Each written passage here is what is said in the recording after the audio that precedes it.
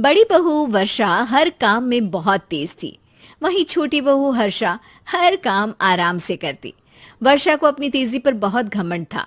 वो बात बात पर हर्षा को ताना मारा करती। एक दिन वर्षा किचन में खाना बना रही होती है और हर्षा से कहती है, देवरानी जी, इतना धीमे धीमे खाना बनाओगी तो लोग भूख से मर जाएंगे। पिछले जन्म में कछुआ थी क्या? मेरा तो पता नहीं, आप बहुत तेज हो। आप पिछले जन्म में घोड़ा थी क्या? वर्षा आराम से चली जाती है। खाना खाने के बाद वर्षा का पति गौतम, हर्षा का पति लोकेश और उनके माता पिता बैठकर टीवी देख रहे होते हैं। तभी सास कहती है, अरे रामायण लगा दो हर्षा। हर्षा धीरे धीरे चैनल बदलती है।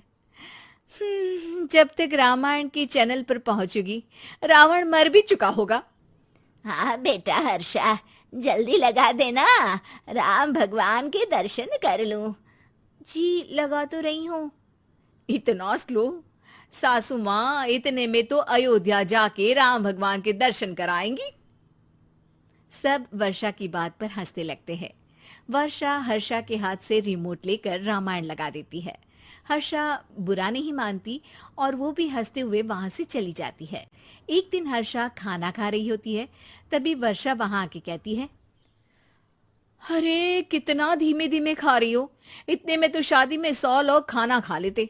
आधे घंटे से खाना खा रही हो तुम। अरे खाने को चबा चबा कर खाना चाहिए। हाँ हाँ, आप तो चबा के भी खाती हो और दबा के भी। अरे आपको मेरे धीरे खाने से दिक्कत है या ज्यादा खाने से? अरे आप धीमे खाओ या ज्यादा खाओ मुझे क्या। बस मैं ये कहने आई थी कि सुबह कुछ मेहमान आ रहे हैं, जल्दी उठ के खाना बना लेना, देर मत करना। साथ में बनाते हैं ना। तुम्हारे साथ बनाऊंगी तो स्पीड को 5वें गियर से पहले गियर पर ले आना पड़ेगा। अरे भाई, तुम्हारे साथ रहकर तो मेरी तेज रफ्तार पर भी असर पड़ेगा और मैं भी तुम्हारी तरह हौले हौले काम करने लगूंगी सब। ठीक है, मैं पराठे बना लूंगी और सब्जी बना लूंगी। आप चपाती बना लेना और दाल बना लेना। हाँ हाँ ठीक है, पर अलग अलग ही बनाएंगे। अगले दिन हर्षा जल्दी उठ के काम करने लगती है और वर्षा सुबह उठ के ये सोच के वापस सो जाती है कि काम तो वो तेज कर ही लेती है। अगर थोड़ी देर सो भी जाएगी तो भी हर्षा से पहले तो काम निपटा ही लेगी। हर्षा बेटा, आज भगवान के लिए थोड़ा जल्दी हाथ चलाना। हाँ, मेहमान आने ही वाले हैं। जी हाँ माँ, आटा गूंद लिया है, आलू उबल रहे हैं, पराठे बनाने ही वाली हूँ, फिर सब्जी भी बना लूंगी। इतने में ही वर्षा वहां आ जाती है। माँ जी, मेरा तो आप टेंशन ही मत लो, अभी उठी हूँ, लेकिन देखना खाना फटाफट राजधानी एक्सप्रेस की स्पीड से बना दूंगी।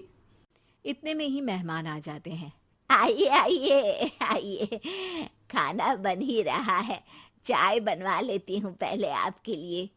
सास किचन में आती है। वर्षा, वो लोग आ गए, चाय बना दे जल्दी से। हर्षा को नहीं बोल रही क्योंकि वो तो सुबह की चाय देने में शाम कर देगी। चाय बन भी चुकी है माँ जी। वर्षा तेज ही नहीं, सबसे तेज है। आप चलिए, मैं चाय लेकर आती हूँ। वर्षा मेहमानों के सामने चाय लेकर जाती है। ये हमारी बहू है वर्षा, तेज वर्षा कहते हैं इसको। हर काम में इतनी तेजी रखती है जैसे मिल्खा सिंह भाग रहा हो। अरे वाह वाह, फिर तो खाना भी जल्दी मिलेगा हमको। हाँ हाँ, आप चाय नाश्ता खत्म कर लेंगे, उसके पहले ही वर्षा जल्दी से स्वादिष्ट खाना भी लेकर आ जाएगी। वादा तो कर लिया जल्दी खाना देने का। आपकी चपाती भी नहीं बनी और दाल भी नहीं उबली। फिर भी तुमसे पहले काम खत्म हो जाएगा मेरा। तुम्हारी तरह नहीं हूं, घड़ी की सबसे पतली सुई की जैसी धीमे धीमे धीमे काम करती हो तुम। बस वर्षा अपने तेज हाथों से दाल कुकर में चढ़ाती है और आटा निकाल के गूंथने लगती है। थोड़ी देर में कुकर की तेज सीटी बजती है और वर्षा का हाथ डोल जाता है। आटे में पानी ज्यादा पड़ जाता है।